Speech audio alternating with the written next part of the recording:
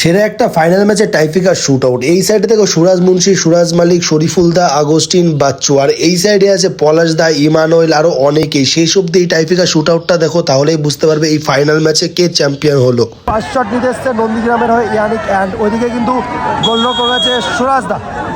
Yannic shot,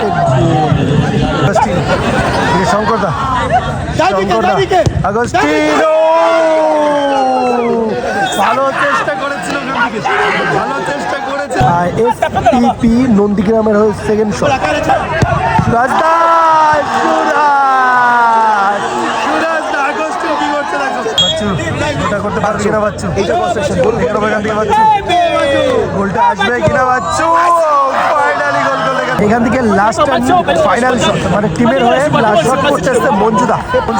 সেটটা মঞ্জুদা finally গোল করলো। আমার একটু ভুল হয়ে গেছিল, কারণ last and mega final shot, সেই সুরাজদা কিন্তু last and mega final shot করতে এসছে। আর ওদিকে শঙ্কর দা সেভ দিয়ে নিজের উইনিং শট।